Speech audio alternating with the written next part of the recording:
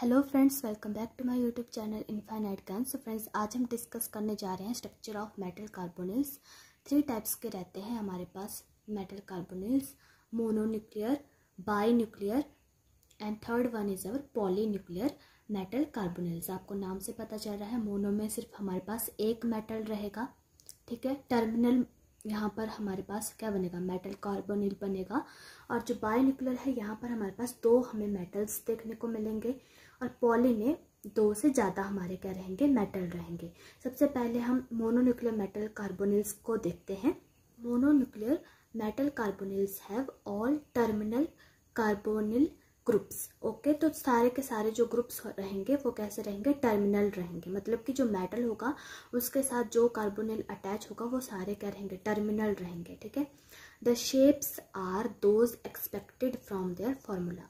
तो उनकी जो शेप होगी वो उनके फॉर्मूला पर डिपेंड करेगी कि उनका फॉर्मूला किस तरह का है, उसी तरह की उनकी क्या रहेगी, शेप रहेगी। जैसे कि हमारे पास है हेक्सा कार्बोनिल क्रोमियम, इसकी शेप ऑक्टाहेड्रल है, इसका फॉर्मूला है हेक्सा कार्बोनिल क्रोमियम, ठीक है। तो इसके फॉर्मूला के हिसाब से इसकी जो शेप है वो ऑक्टाहेड्रल बनेगी।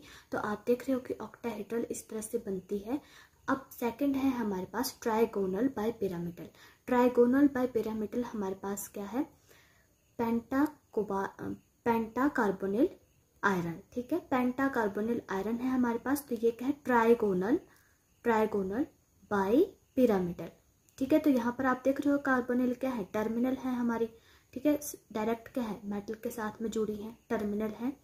उसी तरह से आपके पास टेट्रा कार्बोनिल निकल है, यह है टेट्राहेड्रल, ठीक है। टेट्राहेड्रल आपको पता है टेट्राहेड्रल ज्योमेट्री किस तरह से ड्रॉ करी जाती है। तो ये है मोनोन्यूक्लियर मेटल कार्बोनिल्स।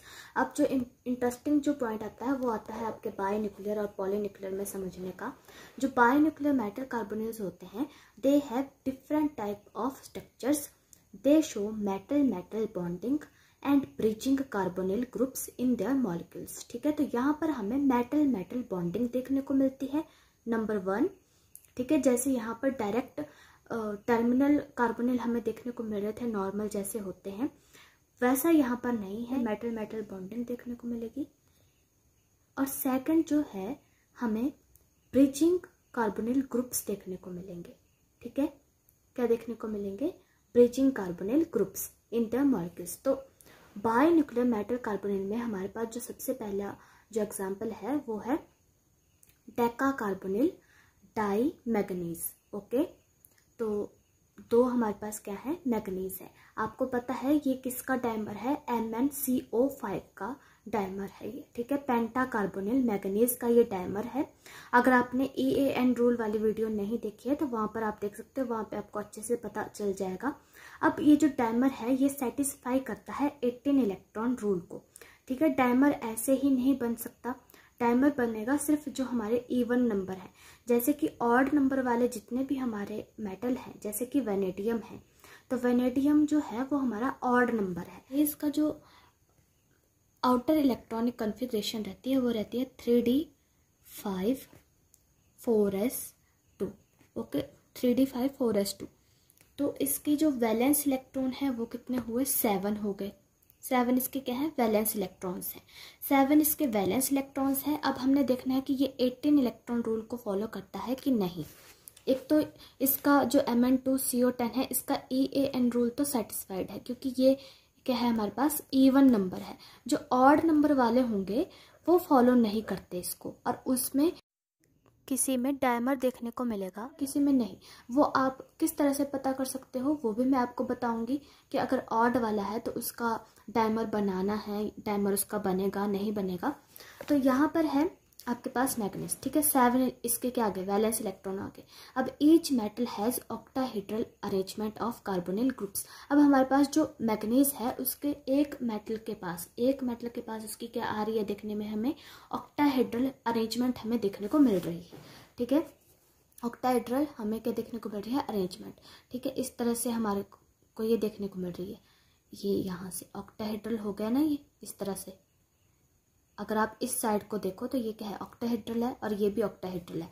अब यहाँ पर हमारे पास 7 इसके क्या है, वैलेंस इलेक्ट्रॉन है, ओके। अब हमारे पास एक कार्बोनिल 2 इलेक्ट्रॉन्स को दे रहा है, तो एक कार्बोनिल हमारे पास क्या दे रहा है, 2 इलेक्ट्रॉन को दे रहा है। तो कितने लगे हैं, 5 लगे हैं, 5 to 10। ठीक है, हमारे पास कितने आ गए, 10 इलेक्ट्रॉन्स आ गए। ठीक है, 10 इलेक्ट्रॉन्स आ गए। अब एक इनके पास क्या है, मेटल मेटल बॉन्ड है, तो एक क्या बन रहा है, मेटल मेटल बॉन्ड बन रहा है। अगर हम इसे प्लस करते हैं तो हमारे पास 18 इलेक्ट्रॉन्स टोटल देखने को हमें मिल रहे हैं। ठीक है, एक इनके पास क्या बन रहा है, मेटल मेटल बॉन्ड बन रहा है। तो दोनों ही जो मेटल है एक एक इलेक्ट्रॉन को शेयर कर रहे हैं, तो एक इसके पास है, एक इसके पास है। तो अगर इसका 18 इलेक्ट्रॉन रूल फॉलो हो रहा है तो इसका भी मतलब 18 इलेक्ट्रॉन रूल फॉलो हो रहा है। तो ये सेटिस्फाइड कर रहा है 18 इलेक्ट्रॉन रूल को, इसीलिए इसका ये डायमर बन पाया है। वहीं अगर हम बात करें ऑड नंबर की, जो ऑड नंबर हमारे पास रहते हैं जैसे कि वेनेडियम है। ठीक है, वेनेडियम हेक्साकार्बोनिल अगर हम करते हैं तो इसमें क्या रहता है, ये ऑड नंबर होने की वजह से चाहे हम इसमें कितने ही कार्बोनिल्स और ऐड क्यों ना कर ले, लेकिन फिर भी जो इसका EAN रूल है वो सेटिस्फाइड नहीं होता है, ये ओबे नहीं करता है EAN रूल को। ठीक है, इसका मैंने आपको इफेक्टिव एटॉमिक नंबर रूल में भी बताया है। इसमें हमें 35 इलेक्ट्रॉन्स देखने को मिलते हैं। अगर हम इसके ऊपर किस तरह से करते हैं, नेगेटिव चार्ज इसके ऊपर कर देते हैं, इलेक्ट्रॉन एडअप हो गया, तब ये 36 इसके इलेक्ट्रॉन बन जाएंगे। ठीक है, एक इलेक्ट्रॉन की इसमें क्या हो रही है, कमी हो रही है। तो अगर हम VCO7 करते हैं तो वो क्या है, वो भी हमारे पास एक तरह से ऑड नंबर आ जाता है। तो इस वजह से ये क्या है, ये फॉलो नहीं करता और इसका डायमर भी फॉर्म नहीं होता है। ठीक है, तो डायमर भी उसी का फॉर्म होगा जो 18 इलेक्ट्रॉन रूल को सेटिस्फाई करेगा। आप डायमर बना के देखोगे, अगर 18 इलेक्ट्रॉन रूल सेटिस्फाइड हो रहा है तो मतलब कि वो सही है, जिसका नहीं हो रहा मतलब इसमें नहीं बनेगा। जैसे कि इसका 35 आ रहा था, जब हमने इसमें एक इलेक्ट्रॉन को ऐड किया, अगर हम इस तरह से इसको एनायन बना देते हैं तब ये EAN रूल को फॉलो करेगा। Otherwise this is an odd number. अगर हम इसमें एक कार्बोनिल अटैच कर भी देते हैं तब भी ये ऑड नंबर ही रहेगा। ठीक है, तो इसीलिए कहा कि चाहे हम जितने ही कार्बोनिल इसमें अटैच कर दें लेकिन फिर भी ये क्या करेगा, EAN रूल को फॉलो नहीं करेगा, 18 इलेक्ट्रॉन रूल को फॉलो नहीं करेगा। अब जैसे आपके पास है Fe2CO9। ठीक है, Fe2CO9 का डायमर जो है, जैसे कि Fe2CO5 था हमारे पास, पेंटा कार्बोनिल आयरन। ओके, से रिलेटेड आपको एक लेक्चर अपलोड किया हुआ है, आप वहां पर इसके बारे में अच्छे से देख सकते हैं कि किस तरह से इसमें ये ब्रिजिंग होती है। जो ब्रिजिंग वाला कंसेप्ट है वो क्लियर होना जरूरी है, तो वहां से आपको पता चलेगा कि ब्रिजिंग किस तरह से होती है। आप सिंपली Fe2CO9 लिखना, वीडियो आ जाएगी आपके सामने। ठीक है, उसकी स्ट्रक्चर एंड हाइब्रिडाइजेशन बताई गई है वहां पर। तो यहाँ पर भी ये क्या करता है, 18 इलेक्ट्रॉन रूल को फॉलो करता है। और यहाँ पर हमें 3 सेंटर देखने को मिलते हैं, 1 2 3 सेंटर एंड 2 इलेक्ट्रॉन बॉन्डिंग रहती है। यहाँ जिंक बनी है, ब्रिज्ड कार्बोनिल है ये। ठीक है, ब्रिज्ड है, टर्मिनल नहीं है। जो टर्मिनल होगा वो अपने दोनों इलेक्ट्रॉन्स को देगा, जो कार्बोनिल ब्रिज्ड होगा वो सिर्फ एक इलेक्ट्रॉन दे रहा है एक मेटल को। ठीक है, सिर्फ एक इलेक्ट्रॉन दे रहा है। इससे रिलेटेड आप देख सकते हो वहां पर। और ये क्या कर रहा है, 18 इलेक्ट्रॉन रूल को भी फॉलो कर रहा है। आप चाहो तो देख सकते हैं करके, जैसे कि यहाँ पर हमारे पास क्या है, आयरन है। आयरन का जो वैलेंस इलेक्ट्रॉन रहते हैं वो कितने रहते हैं हमारे पास, 3d6 4s2 रहता है ये। तो कितने हुए हमारे पास, ठीक है, 8 हमारे क्या है, वैलेंस इलेक्ट्रॉन्स हैं, 8 हैं। तो यहाँ पर कितने हैं, 3 हमारे पास टर्मिनल कार्बोनिल है। तो 3 है तो मतलब कि 2 ये देंगे। ठीक है, 3 × 2 6 हो गया। और एक इसमें क्या बन रहा है, मेटल मेटल बॉन्ड बन रहा है। और 3 हमारे पास ब्रिज्ड कार्बोनिल है। तो 3 ही एक एक इलेक्ट्रॉन, मैंने कहा जो ब्रिज्ड कार्बोनिल है वो एक एक इलेक्ट्रॉन दे रहा है। तो 3 हमारे पास वो वाले इलेक्ट्रॉन आ गए। ठीक है, ब्रिज्ड कार्बोनिल के। और एक मेटल मेटल बॉन्ड आ जाएगा, एक क्या आ जाएगा, मेटल मेटल बॉन्ड आ जाएगा। तो अगर आप इसको एडअप करते हो, सम अप करते हो, तो आपके पास 18 इलेक्ट्रॉन रूल क्या हो रहा है, फॉलो हो रहा है। ठीक है, तो इस तरह से ये करेगा। इसके लिए हमने निकाल लिया तो दूसरे के लिए भी निकल गया, क्योंकि ये क्या है, डायमर है। और यहाँ पर हमें जो दूसरा देखने को मिलता है वो है ऑक्टा कार्बोनिल डाई कोबाल्ट। ठीक है, क्या है दूसरा हमारे पास, डाई कोबाल्ट ऑक्टा कार्बोनिल। यहाँ पर हमें 2 ब्रिजिंग कार्बोनिल देखने को मिलते हैं and each cobalt atom is bonded to 3 terminal carbonyl groups. ठीक है, तो 2 ही हमें ब्रिजिंग देखने को मिलेगी कार्बोनिल की, और 3 जो हमारे क्या रहेंगे टर्मिनल कार्बोनिल रहेंगे, दोनों ही कोबाल्ट में। Okay, in solution there are 2 isomers known that rapidly interconvert. इसमें जो एक इंटरेस्टिंग जो थिंग हमें देखने को मिलती है कि इसमें हमें 2 आइसोमर देखने को मिलते हैं, और वो दोनों ही आइसोमर क्या रहते हैं इक्विलिब्रियम में रहते हैं जब वो सॉल्यूशन में होते हैं, इक्विलिब्रियम में होते हैं। तो एक हमारे को देखने को मिलता है ब्रिज्ड और दूसरा देखने को मिलता है नॉन ब्रिज्ड। ओके, तो जो ब्रिज्ड वाला है वो इस तरह से देखने को मिलता है, जैसा कि हमने कहा इसमें 2 जो कार्बोनिल होंगे वो ब्रिज्ड होंगे, बाकी 3 क्या है टर्मिनल है। ठीक है, तो मतलब 3 जो है ये हमारे 2 इलेक्ट्रॉन को शेयर कर रहे हैं, और जो ब्रिज्ड वाला है उन्होंने एक इलेक्ट्रॉन को शेयर किया हुआ है। ठीक है, 1 इलेक्ट्रॉन दिया हुआ है। तो इस तरह से है, ये है हमारा ब्रिज्ड कार्बोनेट। और जो अनब्रिज्ड है वो इस तरह से होता है, इसमें ब्रिजिंग हमें देखने को नहीं मिलती है। इसमें हमें 4 जो है वो टर्मिनल कार्बोनिल देखने को मिलते हैं, एक किसमें कोबाल्ट मेटल में। ठीक है, तो कोबाल्ट है हमारा, तो कोबाल्ट एक जो हमारा कोबाल्ट एटम है इसमें हमें 4 टर्मिनल कार्बोनिल देखने को मिल रहे हैं, और ये दोनों जो हैं इक्विलिब्रियम में होते हैं। This structure is found to exist in equilibrium with the bridged form in solution. ठीक है, यहाँ पर क्या है, the metal bond is essential for the stability of the bridges. Metal bond होना बहुत जरूरी है। जब मैंने आपको EAN रूल करवाया था वहां पर मैंने एक चीज बताई थी कि Fe2CO9 जो है वहां पर हमने डायरेक्ट लिखा था, मेटल बॉन्ड को हमने वहां पर नहीं दिखाया था। ठीक है, अगर हम मेटल जो ये बॉन्ड है इसको गायब कर देते हैं, इस बॉन्ड को नहीं रखते, ठीक है, तो हमारे पास 17 इलेक्ट्रॉन बन रहे हैं, तो ये स्टेबल नहीं होगा। अगर हमें इसे स्टेबल करवाना है तो मेटल बॉन्ड का होना जरूरी है। ठीक है, अगर ब्रिज्ड हमारे क्या बन रहे हैं वहां पर कार्बोनिल बन रहे हैं, ब्रिज्ड कार्बोनिल अगर बन रहे हैं तो मेटल बॉन्ड का होना बहुत जरूरी है, तभी वो क्या बनेगा स्टेबल बनेगा हमारा molecule. Okay, the stability of carbonyl bridges depends upon the size of the metal atom. दूसरी बात, जो स्टेबिलिटी है कार्बोनिल ब्रिजेस की वो दूसरा किस पर डिपेंड करती है, मेटल एटम के साइज पर। ठीक है, जो मेटल एटम का साइज होगा उसके ऊपर भी कार्बोनिल ब्रिजेस की जो स्टेबिलिटी है वो डिपेंड करती है। If the metal atoms are larger in size the bridged structure become unstable relative to unbridged structure. Okay, तो यहाँ पर क्या देखने को मिला कि अगर मेटल का साइज लार्ज हो जाएगा तो जो ब्रिज्ड स्ट्रक्चर है वो अनस्टेबल हो जाएगा रिलेटिव टू अनब्रिज्ड स्ट्रक्चर। तो मतलब कि उसके सामने अब अनब्रिज्ड स्ट्रक्चर जो है वो ज्यादा स्टेबल हो जाएगा अगर वहां पर मेटल का साइज बड़ा होगा। मतलब कि अगर मेटल का साइज बड़ा है तो वहां पर क्या रहेगी, वहां पर स्टेबिलिटी कम रहेगी। ठीक है, तो वहां पर जो ब्रिजिंग है वो भी कम देखने को मिलेगी। तो जैसे जैसे साइज बढ़ेगा मेटल का, जैसे कि अब ये हमारे मेटल है 3D मेटल्स हैं ये हमारे, जैसे कि 4D और 5D मेटल्स आएंगे वहां पर साइज बढ़ेगा तो वहां पर हमें ब्रिजिंग बहुत कम देखने को मिलेगी।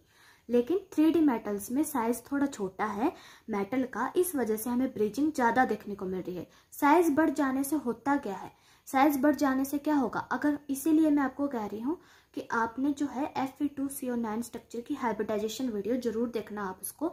वहां पर मैंने ब्रिजिंग की जो बात बताई है आपको, वहां पर क्या होता है, अब जैसे साइज बढ़ गया मतलब कि हमारा जो है अब जो ऑर्बिटल है वो खाली नहीं है, अब इलेक्ट्रॉन्स भी बढ़ गए हैं।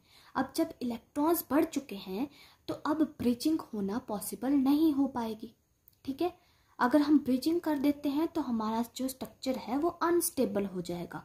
ठीक है, तो ब्रिजिंग जो है वो कम हो जाती है जैसे हमारा जो साइज है मेटल का वो बढ़ जाता है, क्योंकि अब उसमें इलेक्ट्रॉन्स भी बढ़ चुके हैं। ठीक है, वो बात आपको कैसे समझ में आएगी, आपको वो वीडियो जरूर देखनी है। The infrared spectral studies also help to show the presence of bridging carbonyl group। अब इंफ्रारेड स्पेक्ट्रल स्टडी, जैसा कि हमने वाइब्रेशनल स्पेक्ट्रा पढ़ा था मेटल कार्बोनिल्स का, वहां पर हमने देखा था स्ट्रेचिंग फ्रीक्वेंसी कार्बोनिल ग्रुप की। हमने देखा था कि जो स्ट्रेचिंग फ्रिक्वेंसी होती है कार्बोनिल ग्रुप की वो कम हो गई है, मेटल कार्बन की बढ़ जाती है, क्योंकि मेटल और कार्बन में हमें क्या देखने को मिलता है, सिनर्जिज्म। तो इस वजह से अगर हमने देखना है कि ब्रिजिंग हुई है या नहीं हुई है या कितनी ब्रिजिंग हुई है, तो उनकी जो स्ट्रेचिंग फ्रिक्वेंसी है वो भी दी हुई है हमारे पास, ठीक है। स्ट्रेचिंग फ्रिक्वेंसी के बैंड्स हमें बताए गए हैं कि इतने पर हमें अगर डबली ब्रिज्ड होगा तो इतने पर उसकी स्ट्रेचिंग फ्रिक्वेंसी का बैंड बनेगा, अगर ट्रिपली ब्रिज्ड होगा तो इतने पर उसकी स्ट्रेचिंग फ्रिक्वेंसी का बैंड बनेगा, ठीक है। तो इसका मतलब हम आराम से देख सकते हैं कि कौन से जो हमारा मॉलिक्यूल है उसमें कितने ब्रिज्ड कार्बोनिल हैं। Carbonyl stretching frequency of bridging group is lower than the terminal carbonyl group. अब जो हमारे ब्रिजिंग ग्रुप होंगे उनकी स्ट्रेचिंग फ्रिक्वेंसी कम होगी, लोअर होगी then terminal carbonyl group. Okay, जाहिर सी बात है, क्योंकि इनमें क्या हो रही है, ज़्यादा क्या हो रही है, बैक बॉन्डिंग हो रही है। जो हमारे ब्रिज्ड जो कार्बोनिल होंगे उनमें ज़्यादा बैक बॉन्डिंग होगी, क्योंकि दो की शेयरिंग में होगा ये FE, ठीक है, इस तरह से होगा, इस तरह से दो की शेयर में होगा, तो ज़्यादा इसमें क्या रहेगी, बैक बॉन्डिंग होगी। तो इस वजह से ये जो है इनमें हमें स्ट्रेचिंग फ्रिक्वेंसी कम देखने को मिलती है in comparison to terminal carbonyl group. इसीलिए दो मेटल के साथ में शेयरिंग में होता है हमारा ये कार्बोनिल, ब्रिज बना रहा है दो के साथ, ठीक है। तो एक एक इलेक्ट्रॉन को इनके साथ में शेयर कर रहा है, तो इसकी जो बैक बॉन्डिंग होगी वो ज़्यादा होगी इन कंपैरिजन टू टर्मिनल, क्योंकि वो तो एक ही मेटल के साथ में है, यहाँ पर ये दो मेटल के साथ में है, तो बैक बॉन्डिंग ज़्यादा हो रही है, एक्सटेंसिव हो रही है। अब यहाँ पर जो है टर्मिनल, अगर हमारा मेटल कार्बोनिल होगा तो उसमें जो स्ट्रेचिंग फ्रिक्वेंसी हमें देखने को मिलेगी वो कितनी रेंज में देखने को मिलेगी, या कितने पर IR स्पेक्ट्रोस्कोपी में कहाँ पर उसका बैंड बनेगा, 2125 टू 1850 पर हमें क्या देखने को मिलेगी, स्ट्रेचिंग फ्रिक्वेंसी देखने को मिलेगी कार्बोनिल की पर सेंटीमीटर, ठीक है, जब वो टर्मिनल होगा। और जब डबली ब्रिज्ड होगा तब 1850 टू 1750 तक, ठीक है। और ट्रिपली ब्रिज्ड में 1730 टू 1620, इनके बीच में हमें ट्रिपली ब्रिज्ड में देखने को मिलेगी। ट्रिपली ब्रिज्ड में हमारे सारे आ जाते हैं जितने भी पॉलीन्यूक्लियर मेटल कार्बोनिल्स हैं, तो उनकी इस रेंज में हमें देखने को मिलते हैं क्या, IR बैंड्स। ओके, अब जो पॉलीन्यूक्लियर मेटल कार्बोनिल्स हैं वो इस तरह से रहते हैं पॉलीन्यूक्लियर में, जैसे कि ट्राइन्यूक्लियर को हम देख लेते हैं Fe3CO12,